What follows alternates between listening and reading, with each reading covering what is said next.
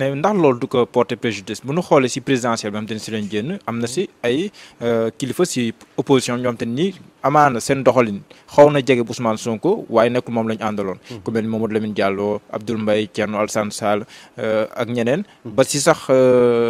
kii Bougane Gueye Dany dinañ ñëwaat si kawam. soutenir Ousmane Sonko ñu dem bay soutenir Idrissa Seck ndax quelque part li ko portoon préjudice ba mu ñàkk ay alliés am te mënoon na ko indi dara mënu koo topp ba sax ay ambition am si wàllum politique mu bañ koo réaliser. mën na ko topp parce que wax naa la ne ci élection locale la ñu jëm te élection locale yooyu comme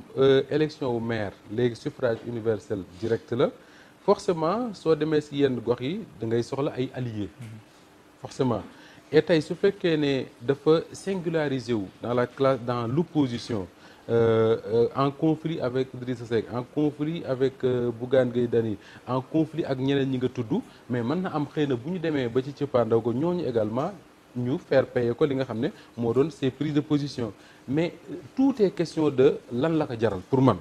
lan la ko jaral j'ai l'impression que Ousmane Sonko moom il se dit une chose très simple que ne lu mu mënti doon moom jaral na ko li mu ko jaral mooy ne pas être comme tous les autres et ne pas être comme tous les autres ça a un coût. Voilà, ne pas être comme tous les autres ça a un coût c'est vrai ñu wax si local yi nga xam te ni si lañ jëm Ousmane Sonko bi ñu ko dégloo waxul leer même bu nekkee ne si biir ay kàddoom mën neen si jàngat ne que bëgg na Pastef wane bu baax a baax doolem si Ziguinchor mais moom mi ngi wax ne ambition nationale la am mais sàgganewul Ziguinchor kàddu yi mu teg par rapport à ses ambitions à Ziguinchor nan lañ ko mën a déggee. man dama yaakaar ne waa Pastef quelque part dañuy wax ne ci seen xel que ne Ziguinchor mën na nekk benn laboratoire pour ñoom. nekk laboratoire pour ñoom mooy parti la boo xam ne dañuy wax ne ils ont de bons cadres loolu la ñuy wax tout le temps mais gouverner guñu pour ñu gis lu ñu mën est-ce que Ziguinchor nekkul benn gox boo xam ne am nañ fa doole boo xam ne ils se disent mën nañ ko gañ suñu ko gañee di gérer la mairie war nañu war nañu mën a wane li nga xam ne moom la ñu mën. Il est allé même plus loin moom Ousmane Sonko il dit que la commune de Ziguinchor kese ça ne règle pas le problème il faut une intercommunalité dans la région loolu dafay tekki ne dañu am envie ñoom wane li ñu mën te xëy na Ziguinchor peut servir de laboratoire beneen bi mooy su Ousmane Sonko waxoon tey ne il veut être maire de Ziguinchor damay ragal ne dafay tomber ci benn piège mooy li dal les maires yu bari ci Sénégal te moom mu leen koy reprocher moom moo ko nar a dal mooy nekk maire de Ziguinchor ba pare di résider à Dakar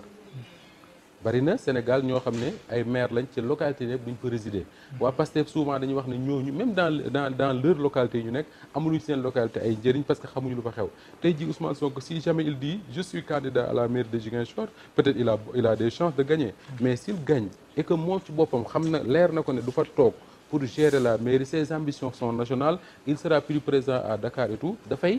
def li nga xam ne exactement mu loolu reproche ñu fa doon nekk moo tax ma yaakaar ne dans sa tête il se dit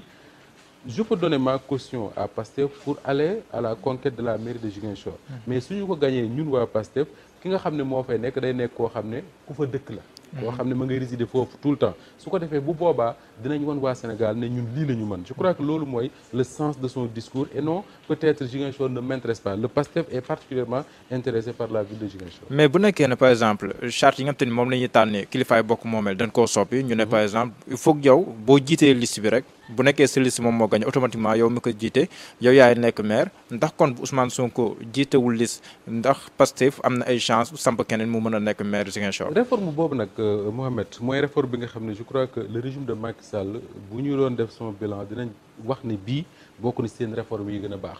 parce que man dama gëm ne doonul lu yanu maanaa ñu ñëw ci région ak wala commune bu mu mënti doon wala département présenter ay liste nit ñi daw parce que dañu gis Mouhamed ci liste bi ñu ne suñu gagné moom mooy nekk suñu maire nit ñi daw voté pour mu gagné ba pare le parti ji boobu dem tànn keneen def ko maire loolu yenuwul maanaam je crois que réforme bi li mu wane mooy tey jii bu ñu demee élection pour fal maire déjà avant ngay voté ji di nga xam ne diw mii moom moo nar a nekk maire su fekkee liste sangam moo gagné et ça c'est important alors est-ce que à Ziguinchor Pastef am na fa suffisamment de force yoo xam ne mën na ko permettre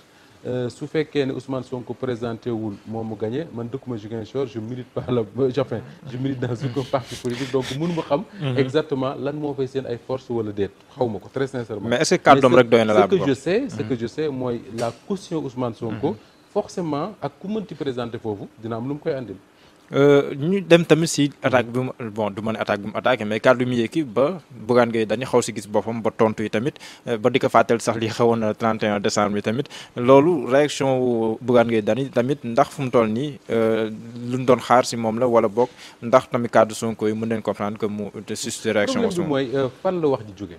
man je crois que dans un premier temps Bougane Gueye Dany a fait une sortie wax ne la classe politique bu ñu politiser la souffrance des populations ça peut se comprendre wax également que ni ñu ci bari ci ñoom dañ fa dem joxe wuñ fa 1 franc du saaku ceeb du litre gasoil dañ fa dem wax ju bari wàññeeku mais loolu soo ko waxee attends-toi à ce que ñi nga xam ne dañ fa dem également ñu gis ci seen bopp ñu tontu parce que pour man le plus important mooy ñoom ñëpp ñi fa dem ci banlieue bi faut pas ñu naxante demuñu fa ngir defal yàlla demuñu fa ngir nu neex population xëy na dem nañ pour partager seen souffrance une bonne chose mais su fekkoon dañ ko doon dem rek pour def ndax yàlla pour def ndax lu neex population yi je crois que du jar ku ci nekk ci ñoom boo fa dee dem nga mobiliser tous les sites internet du Sénégal mobiliser toutes les télévisions ba pare di def ay direct ci sa ay live Facebook yu demee noonu c'est pour qui c'est pour montrer quoi moom la Ousmane Sonko def moom la Bougane Gueye Dany def moom la keneen def donc ñoom ñëpp ils font la même chose c'est-à-dire que dañu dem ci banlieue bi def un acte pour espérer en tirer un gain politique il faut que ñu nangu ko mu leer pour ñoom ñëpp beneen bi mooy à partir du moment où Ousmane Sonko se sent visé par des propos de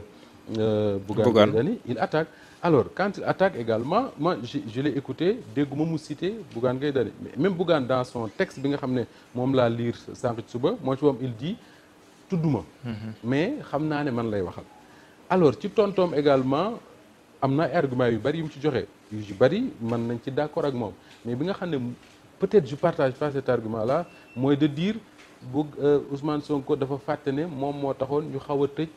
Sen TV le 31 décembre si j'ai bien compris l'histoire c'est que le 31 décembre la Sen TV moo invité Ousmane Sonko mu dem def fa une émission ce que ça a produit ba CNRA nar koo tëj ak yooyu je ne juge pas leur CNRA mbirum xeesal la wax exactement beneen bi mooy dama jàpp ne il faut que ñu def la différence entre l'homme politique ou bien le leader qui dirige gëm sa bopp muy Bougane Gueye Dany et la Sen TV qui est un média accessible peut-être à tous les Sénégalais su fekkee ne da nga bëgg su fekkee ne dañu attaqué Bougane Gueye Dany que cette réponse là dem ba laalaale la Sen TV dafa indi un problème et laalu bari na lu muy dal ci ñi nga xam ne ñoom ñoo jiite les médias surtout bu fekkee ne dañu am des ambitions dans l'espace politique yooyu yu demee noonu man j'aurais aimé franchement que Bougane tontu ko dans le cadre de ce qu'ils sont en train de faire mooy le champ politique le champ public et la Sen TV qui est un média qui fait un excellent travail ñu bàyyi ko à côté de tout cela mu continuer def son travail bu weesoo loolu tamit débat chef de l'opposition ndax jàpp nga ne fu mu toll nii yell na Sénégal même bu nekkee si constitution bi nga xamante ni coppi nañ ko si atum 2016 moom moo ko biral opposition ak chef bu ñu am statut ndax yell na ñu yëkki débat bi fu mu toll nii alors débat bi moom mënoon na tomber ci moment bu ne te li ko andi mooy le dialogue politique bi ñu relancer bu yàggul je crois que foofu la wax di jógee malheureusement pour la classe politique dafa tombé ci benn moment boo xam ne ce débat finalement n'intéresse que la classe politique parce que nit ñi mënuñu nekk ci mbënd mi nekk ci mbas mi nga leen di wax statut de l'opposition kan mooy nekk chef de l'opposition et man je me pose toujours des questions très simples je regarde ce qui se passe dans notre pays dama naan tey bu ñu amoon un chef de l'opposition le Sénégalais boom bi ne ci mbedd mi di jël car rapide di daw di jaay pour dundal njabootam moom lan la koy jëriñ tey jii le personnel politique au Sénégal dama jàpp ne ça coûte très cher aux Sénégalais on a beaucoup d'institutions yoo xam ne lu fa nekk ci ay nit lu bëree bëri la te mënoo xam luy seen njëriñ on a un gouvernement boo xam ne xamoo ñaata ministre ñoo ci nekk on a des députés on a des conseillers on a tey jii bu fekkee dañu bëgg a créer un statut de l'opposition te dans la constitution du Sénégal dañu wax nag ne dañu un statut de l'opposition et de son chef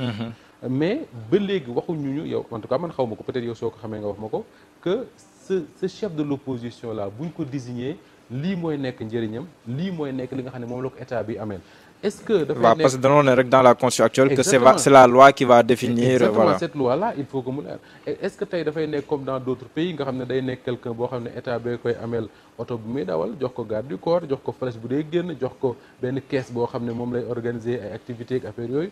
je n'en sais rien du tout mais en tout cas je pense que c'est des questions yoo xam ne yu jar a poser la et suñu bëggee que le débat soit apaisé soit serein que nit ñi waxtaane ko en toute sérénité il faut que ñu fàtte la personne c'est-à-dire que fàtte ne diw la war a nekk wala diw la war a nekk pour man ça n'a aucun intérêt li am solo mooy le statut en tant que tel et loolu malheureusement on pose le débat dans un contexte boo xam ne forcément li nga xam ne moo xewoon yaa ngi ko doon wax sànq ci Ousmane Sonko la présidentielle li xewoon à la présidentielle dafay ñëwaat jouer dans cette affaire là et loolu moo polluer le débat en fait